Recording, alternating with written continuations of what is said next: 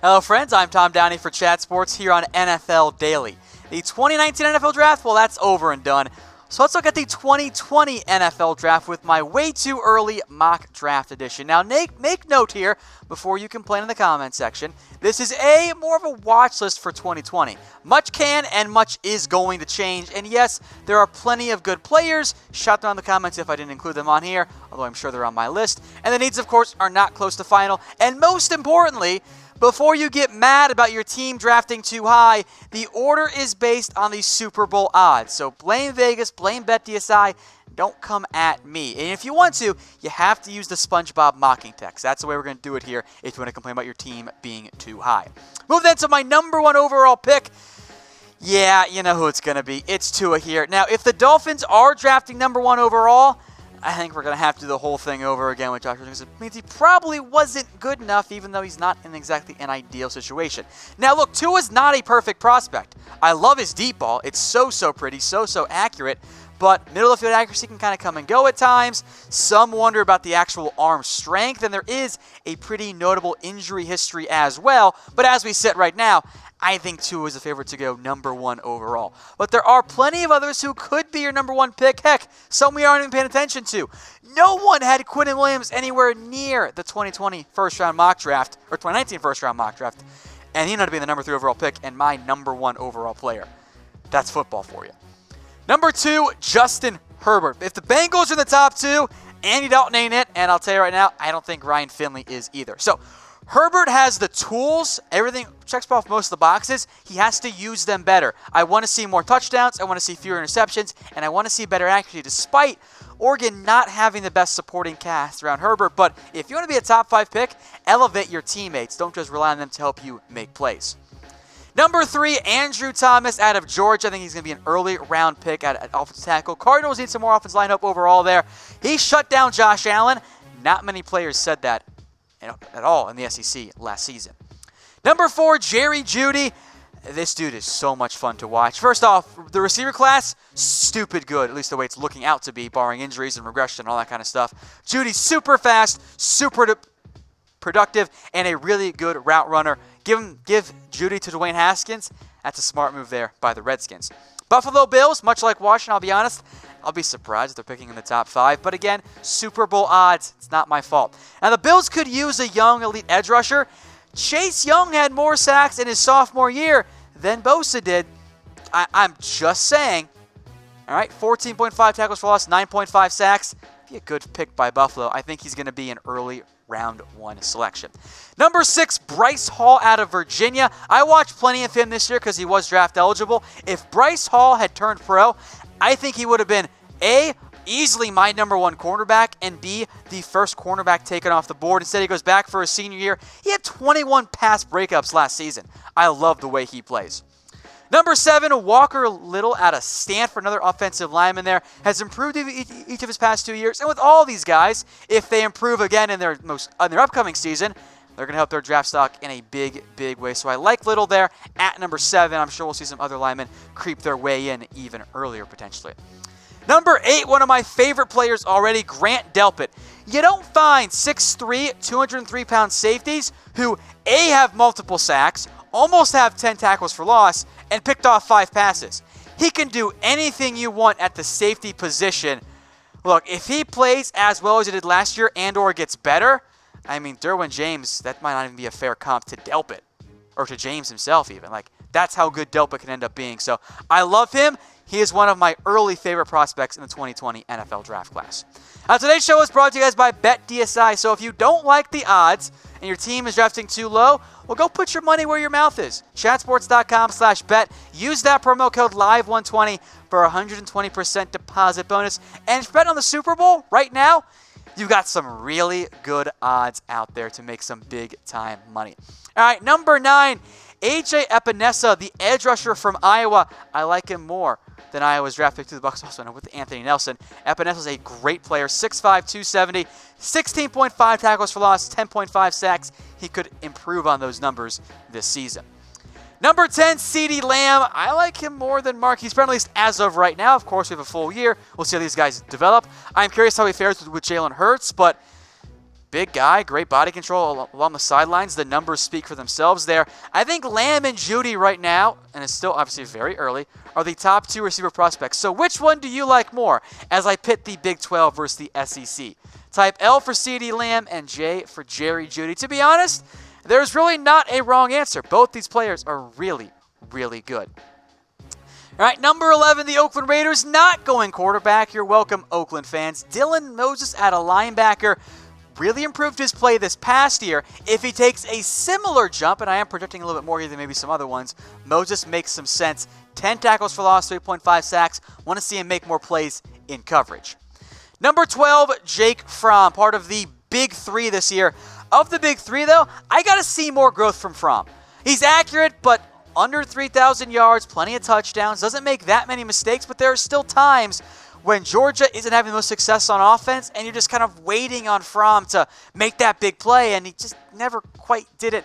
I still worry he's more of a game manager than a playmaker. Of course, you have a whole year for him to prove me wrong.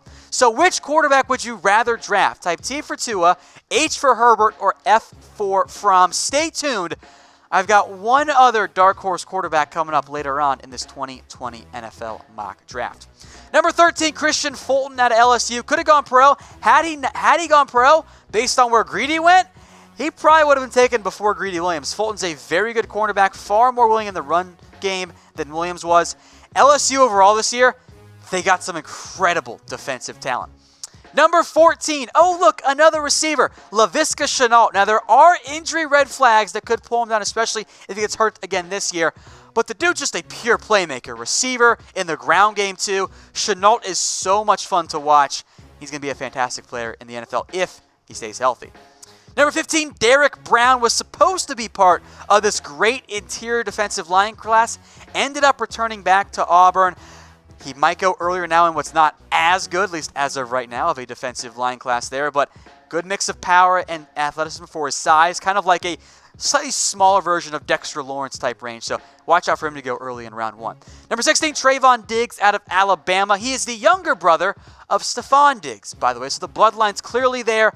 Could have gone pro. Pro would have been a late first, early second round guy in that range. But coming off a foot injury, if he stays healthy, which is always a big if, he is going, I think, to be an early round pick. All right, number 17, Jalen Reagor, another receiver out of TCU there. 26-foot long jump in high school. That's insane. He's going to be a great combine testee there. A little undersized, but he's got the speed. He makes plays. He'd be a really good fit in Seattle given the uncertain future around Doug Baldwin. Number 18, the Texans, Travis Etienne, the first running back off the board. And what is, by the way, a much better class at running back this year. I like a lot of what Etienne brings. Great production. Look at the touchdown numbers on just 200 carries. That's insane. And he's fast, too. Now, I want to see him be used more in the passing game, but I think he has the ability, and he's shown it at times at Clemson. This Clemson offense, by the way, of course, there's no Trevor Lawrence because he's not eligible. It's going to be stupid good next year. All right, the Baltimore Ravens, K'Lavon Chaisson out of LSU, an edge rusher who didn't play much last year, so I'm going a little bit rogue on this one. But Devin White said Chaisson was going to break the single-season sack record last year at LSU. He played one game, got a sack, then got hurt. So if K'Lavon Chaisson is able to play an entire season, he could be your next early-round pick off the front 4 from LSU. Number 20, the Green Bay Packers, Tristan Wirfs, the Iowa offensive lineman there. Keep an eye out for him. He has to play and improve his play, but he makes sense for a Green Bay in that mid to late round 1 range. Number 21, the Dallas Cowboys, T. Higgins. I know Justin Ross exists, and Lawrence too, but I love what Higgins brings to the field. 6'4", 205, can fly. This is your big size speed guy that the NFL covets so much. I think he's a better route runner and more agile than, say, DK Metcalf. Under 60 catches, almost 1,000 yards, 12 touchdowns. He is part of a stupid and unfairly good Clemson offense. By the way, who will win the college football playoff title this year? Let me know in the comment section. I'm sure most will be Clemson and Alabama, but let me know who else you guys are thinking down there in the comments. Number 22, the Pittsburgh Steelers. A tricky name, but it's okay, guys. Yetur Gross-Matos. It's actually a great name, by the way. Edge rusher out of Penn State. He was one of only 9 FBS players with 20 tackles for loss last year. Has all the tools you want. Needs some development overall, as all these guys do, but that's great production. Also player with 20 tackles for loss last year. Kenny Willekes out of Michigan State. This is one of those guys that, had he gone pro, probably would have been that second, third round pick. Now he comes back for another year and might end up going into round 1. Number 24, Raekwon Davis, also kind of fits that mold there. Might have actually been a round 1 pick. The production did drop off this past year, but he's 6'7", 300 pounds.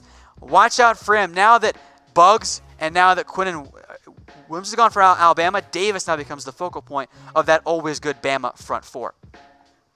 Number 25, Isaiah Simmons, one of my favorite players at Clemson. He popped quite a bit for me watching other Clemson players' game film last year. A hybrid linebacker safety, 6'4", 225. I'd play him at linebacker, but he fits the mold of that unique athlete that fits very well in today's NFL game. Number 26, the Browns, Jeffrey Okudah out of Ohio State. Look, Ohio State often churns out good corners. Jeffrey might be the next one there. 6'1", 200, really fast. Still needs to show more ball skills, but with another year under his belt, I expect a big step forward for a former 5-star recruit. Speaking of the Browns, are they going to make the playoffs? Give me a 1 for yes, a 0 for no. As a lifelong Cleveland Browns fan of the past 2 months, the answer is yes. Moving now to the Oakland Raiders. Again, no quarterback. You're welcome. You didn't want me to make a quarterback? I was wrong. They didn't. You're welcome. Tyler Biadasz. Now, that's a weird name to pronounce, so just call him what I call him. Tyler Badass. All right? You have some, and then by this pick is from the Chicago Bears. Gabe Jackson's going to be a free agent. Not Gabe Jackson. Rodney Hudson's going to be a free agent soon. Jackson coming up as well. Get an interior lineman there. I like Tyler Badass quite a bit.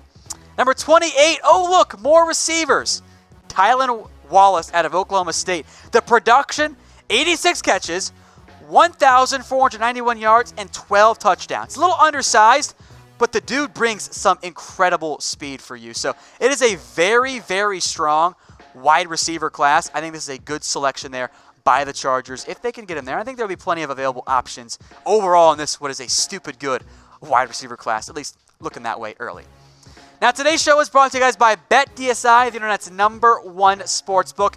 Head over to chatsports.com/bet. Use that promo code LIVE120 for a 120% deposit bonus. Again, the odds here were based on the BetDSI Super Bowl odds. So if you don't like them, if you think the Chargers are going to win, or the Bears, or the Browns, or the Saints, Eagles, Colts, Cowboys, whatever, put your money where your mouth is. Head over to chatsports.com/bet. Use that bonus money, and if you end up being right, you will make a ridiculous amount of money. Again, folks, that is chatsports.com/bet. Use that promo code LIVE120 for a 120% deposit bonus. You guys will not find a better betting deal out there. All right, more receivers here. Colin Johnson out of Texas. I love the size. I'm a little concerned because we saw the big, slower guys kind of fall a little bit this year. But Johnson is 6'6", at least that's what he's listed at. Great production at Texas. I love him along the sidelines there. Henry Ruggs, a bunch of other receivers also make sense. But let's give the Saints another playmaker for Drew Brees, or maybe somebody else in the near future. All right, number 30, the Kansas City Chiefs and Jonathan Taylor. Now, he has to work on his ball security. Fumbles way too much. I want to see him more in the passing game. But even at Wisconsin and in the Big Ten, that's pretty bonkers production. In the past 2 years, over 600 carries, over 4,000 yards, and 29 touchdowns. That is insane. So which back is better? Give me an E for Etienne and a T for Taylor. From a draft perspective, I'm going to go Etienne, at least for now. But from a college production standpoint, tough to make a strong argument there against Jonathan Taylor. Number 31, the Rams, who have some future needs at cornerback. C.J. Henderson fits the mold of today's corner. Again, needs to show some more development, but ball skills there. 6 interceptions, 9 pass breakups. That's a key starting point for me. And then number 32, where I went very rogue and very different than any other mock draft I think that's out there right now. Jordan Love, the quarterback out of Utah State. Here's my early sleeper at the quarterback spot. He has a chance to impress against LSU. And he showed flashes against Michigan State throughout the year in the Mountain West Conference. So it's very much a projection. But we often find these smaller school quarterbacks get some buzz there. Watch out for Jordan Love. I like his talent there. Has to improve, has to grow, as every player does. But if he looks good against LSU, I mean, watch out. Look, he's got the arm, can move a little bit, looks the part as well, has the size, the athleticism. watch out for Jordan Love there as a first-round pick if he shows some growth. Now, I didn't get to every single player. I know that. What other players should I watch out for in 2019? Really, this is me giving you a chance to say, hey, you missed so-and-so, one of my favorite players. Let me know in the comments section who else I need to keep an eye out for in 2019, of course, for the 2020 NFL Draft.